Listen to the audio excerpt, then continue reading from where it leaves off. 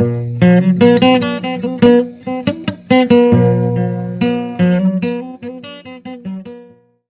sudah tahu, kita juga masih proses pencarian kan? Masih belajar dan sebagainya. Sampurasun. Sampai Assalamualaikum warahmatullahi wabarakatuh. Waalaikumsalam warahmatullahi wabarakatuh. Malam ini channel Wens Daily bersama saya Kang Aceh, dan di belakang saya ada Kang Wen, rekan saya dari Sukabumi. Malam hari ini channel Wens Daily akan ngobrol santai.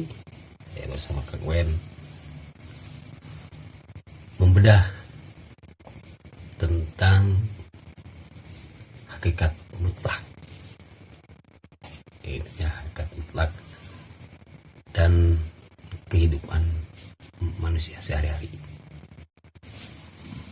Oke sahabat Ben, kita akan ngobrol-ngobrol bersama narasumber kita nih,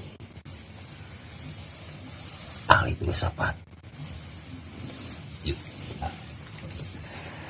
Sampurasun. Sampai. Assalamualaikum warahmatullahi wabarakatuh. Waalaikumsalam warahmatullahi wabarakatuh. Malam hari ini biasa kita sering dengan teman-teman mahasiswa, teman-teman santri, namanya sih kontemplasi, bisa juga tafakur hidayah luhur, cek Kang Deddy Mulyadi gitu. Kalau Kang, di pagi ini udah masuk pagi ya. Kali ini kita berkontemplasi akan membedah tentang hakikat mutlak. Ya. Seperti apa sih, bisa dijelaskan oleh hakikat mutlak tersebut? Kita ambil dulu benang ujungnya, benang birunya. Kenapa saya ngambil Benang biru, guys? Ngambil tema tentang hakikat ketentuan mutlak. Sebagian orang kadang keliru dalam menafsirkan ketentuan-ketentuan yang Allah sudah berikan di alam raya ini. Salah satunya tentang hakikat ketentuan mutlak akan gerakan. Saya singgung dengan pertanyaan seperti ini. Betul tidak manusia seutuhnya digerakkan oleh Allah? Betul tidak? Tidak mungkin. Nah, tapi ada orang bahwa contoh, saya digerakkan oleh Allah datang ke masjid, saya digerakkan oleh Allah datang ke pengajian. Kalau seperti itu, kenapa yang terlibat dengan akan dosa seolah tidak ada Allah di situ? Ya. Kalau memang disepakati bahwa saya digerakkan seutuhnya oleh Allah, berarti zina, mabuk, perbuatan-perbuatan yang perbuatan-perbuatan yang melanggar dari ketentuan konstitusi Allah, kalau dibulatkan, disepakati bahwa semuanya digerakkan oleh Allah, berarti zina tidak dosa, mabuk tidak dosa, membunuh tidak dosa. Tapi kadang orang berpikir bahwa saya digerakkan oleh Allah. Jadi seolah-olah kita menyalahkan Allah ketika berbuat zina, berarti tidak dosa kalau seperti itu. Ya. Artinya Allah sudah menentukan, sudah membuat ketentuan mutlaknya atau aturannya, dibuat aturan secara universal, komprehensif, keseluruhan, seperti perputarannya planet-planet mengenai matahari. Itu kan ketentuan yang sudah Allah atur, betul tidak? Betul. Begitupun ketentuan Allah memberikan hukum gerakan kepada manusia. Allah hanya memberikan atau membuat aturan tentang gerakan itu.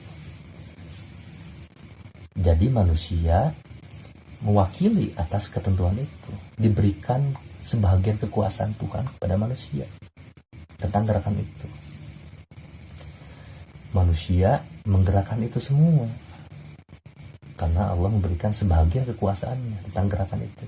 Tapi ketika Allah mencabut gerakan itu, manusia akan mati. Seperti itu. Jadi kadang orang keliru, kanger. Orang keliru bahwa saya digerakkan oleh Tuhan.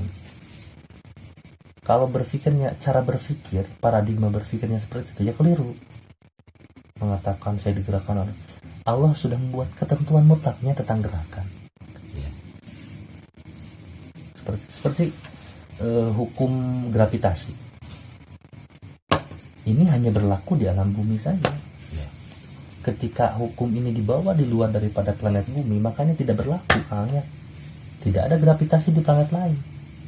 Contohnya seperti itu. Selain dari planet bumi gitu ya. Jadi artinya untuk merasionalkan, jangan sampai kita menyalahkan Allah segala sesuatunya tentang gerakan ini. Ya yang tadi juga yang kita singgung, bahwa Allah hanya membuat ketentuan tentang gerakan. Ya silahkan, Allah sudah berikan hukum ketentuan itu kepada manusia, kepada makhluk-makhluk lainnya. Salah satu manusia sebagai khalifah fil ard, orang yang makhluk yang diberi kesempurnaan oleh Allah gitu. Jadi disilahkan kepada manusia untuk menggerakkan itu semua. Mau Anda berbuat dosa atau tidak, tapi ada konsekuensi kan? Iya. Ada konsekuensi, ada surga dan neraka. Jadi Allah hanya memberikan ketentuannya, ketentuan gerakan kepada manusia, dan manusia diberikan kekuasaan sebagiannya dari Tuhan untuk menggerakkan aktivitas hidupnya. Kita singgung lagi kepada bab kematian. Ada orang juga keliru dalam menafsirkan kematian manusia. Salah satu contoh ketika setiap makhluk itu kan akan mati. Sepakat tidak? Setiap makhluk akan mati. Betul tidak manusia ikut andil dalam penciptaan kematiannya? Sepakat tidak? Tidak. Kenapa? Tidak sepakat. Saya jelaskan biar Anda sepakat dengan perkataan saya. Jadi Allah, gokil guys, Allah itu sudah membuat ketentuan tentang hukum gerakan yang tadi, hukum tentang kematian, bahwa setiap yang bernapas akan mati. Itu ketentuan mutlak. Mau umurnya 100 tahun, mau 200 tahun, mau 10 tahun, itu sudah ketentuan bahwa setiap makhluk akan mati. Manusia ternyata ikut andil dalam proses kematiannya. Manusia ikut andil dalam proses kematiannya. Salah satu contoh ketika manusia meninggal dalam keadaan kecelakaan lalu lintas. Apakah Allah membuat jalan raya? Apakah Allah membuat mobil? Ya kan tidak. Kalau misalkan imah geus hakikat Allah, orang maut teh, berarti orang yang bunuh diri ketentuan Allah, berarti tidak ada dosa di situ. Berarti tidak ada dosa ketika orang bunuh diri kalau disepakati bahwa imah geus kersaning Allah, tuh udah kersaning Allah. Yang enggak seperti itu. Manusia ikut membuat perspektif kematiannya, jalan kematiannya. Tapi ketentuan matinya mutlak. Setiap makhluk akan mati. Jadi jangan sampai seolah Allah itu membuat permainan, mematikan ciptaannya seenak dirinya. Enggak seperti itu. Allah sudah membuat aturannya, membuat ketentuan, konstitusinya itu, aturan hukum. Seperti tadi contoh tentang gerakan, tentang hukum gravitasi, dia hanya berlaku di alam bumi, ya. Tapi ketika hukum itu dibawa ke luar planet bumi, maka dia tidak berlaku. Seperti itu. Mari kita singgung lagi pada aspek contoh jodoh. Ada kebiasaan orang-orang pedesaan atau orang-orang masyarakat biasa. Orang mah ada geus jodohna jeung anu. Saya mah sudah jodohnya dengan si anu. Itu mah geus jodoh dari Allah, ya, seperti itu. Kalau cara berpikirnya seperti itu mutlak, dipikirkan dalam pikirannya seperti itu, ini mah sudah ketentuan Allah, saya menikah dengan si A, menikah dengan si B. Pertanyaannya, ada tidak orang menikah dengan sama jenis? Tidak ada. Ada. Di luar negeri ada. Ada guys. Perempuan dengan perempuan, laki-laki dengan laki-laki. Kalau cara berpikirnya bahwa ini sudah ketentuan Allah, berarti tidak ada dosa dong. Atas konstitusi yang Allah buat dalam wahyunya tidak berlaku kalau seperti itu. Jadi Allah sudah membuat aturannya, ketentuan manusia berjodoh, makhluk-makhluk berpasangan. Itu ketentuan karena Allah sudah memberikan hak gerakannya kepada manusia. Ya silahkan manusia mengambil mau jalan baik atau tidak baik, tapi ingat ada konsekuensi. Itu yang dikhawatirkan ketika seorang punya paradigma, cara berpikir dangkal, tidak mampu merasionalkan, hingga segala sesuatunya menyalahkan Allah. Ketika seorang miskin menyalahkan Allah, kan Allah sudah memberikan hukum ketentuan tentang rezeki, maka bertebarlah untuk mengambil rezeki itu.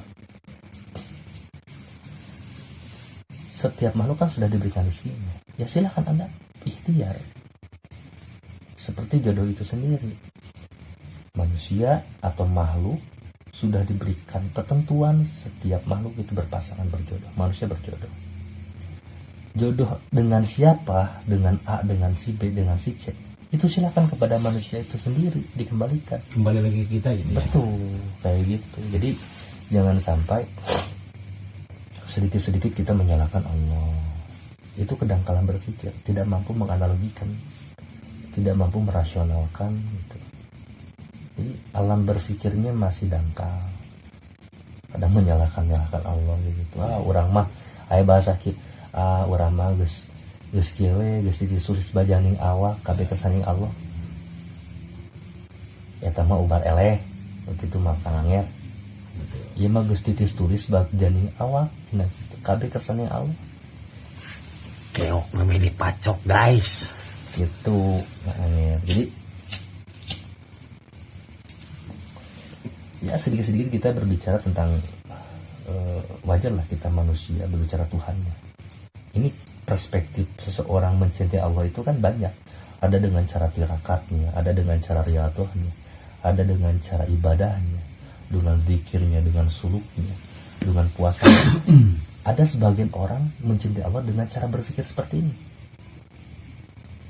mendeskripsikan Allah secara rasional supaya tidak dangkal cara beriman kita, cara bertauhid kita itu tidak hambar, tapi kokoh gitu.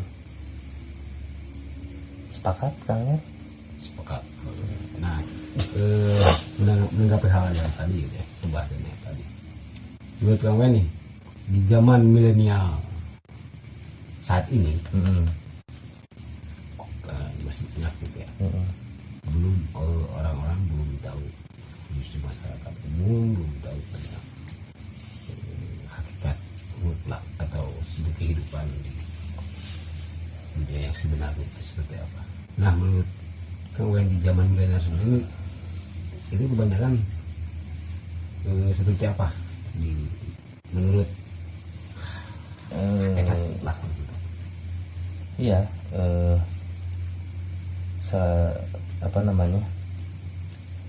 salah satunya tipologi masyarakat itu masih kental secara hakikat mutlak. Nah, kita singgung dulu ini tentang tipologi masyarakat. Tipologi masyarakat kita kan lebih kepada kebanyakan masih memegang tentang mistifikasi, ya kan?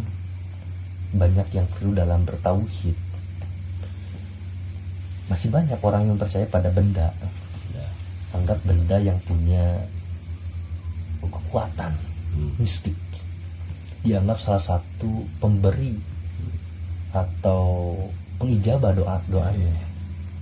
Ini khusus buat dagang, isim kayak gitu, buat dagang, ada raja dan sebagainya gitu. Saya tidak menyalahkan hal itu, cuman takutnya ada kesalahan dalam bertauhid. Kita meyakini benda memiliki kekuatan, seolah kita meniadakan Tuhan yang punya kekuasaan sangat besar gitu. Itu kan sudah cacat dalam bertauhid kata saya. Seperti itu. Iya.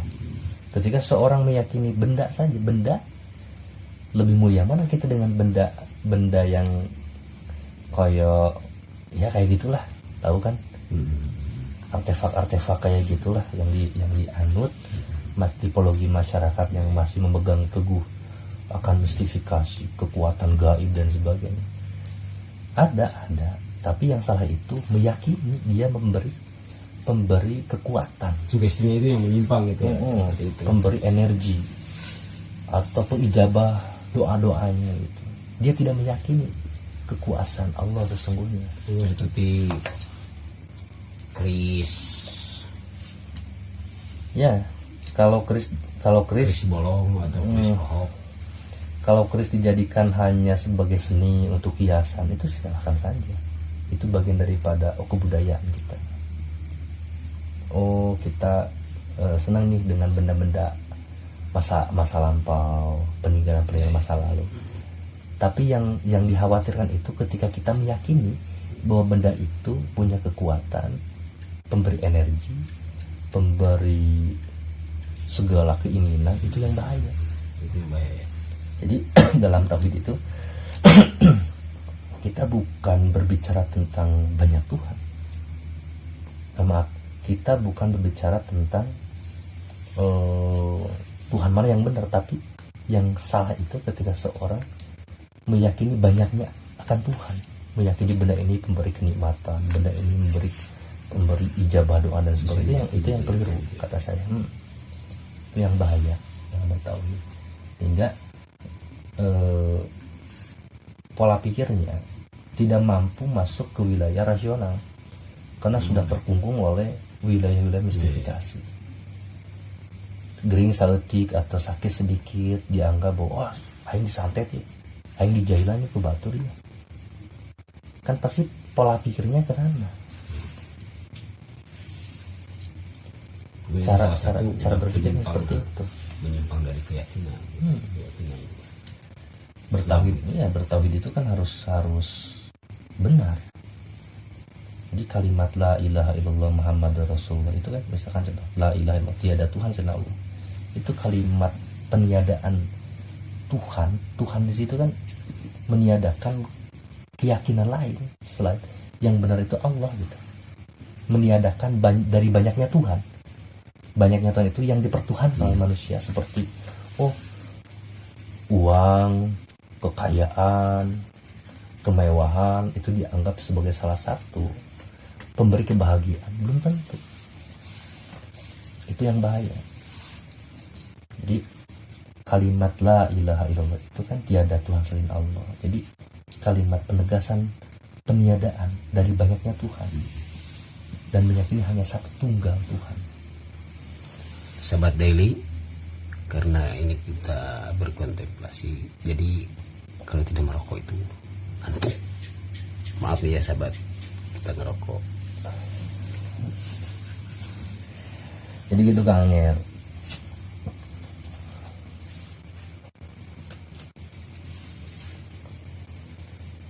Ya seperti itulah, karena tidak mampu. Pertanyaan ini pertanyaan mendasar sebetulnya, pertanyaan sejak kecil. Tapi kadang kita melarang anak.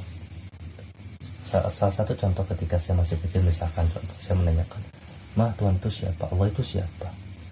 Pertanyaan itu jangan disekat, jangan dimatikan, biarkan dia berpikir secara luas tentang pencarian dirinya terhadap Tuhannya.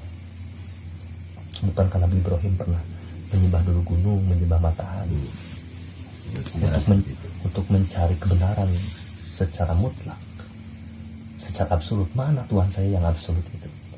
Ternyata Allah jalla-jalla.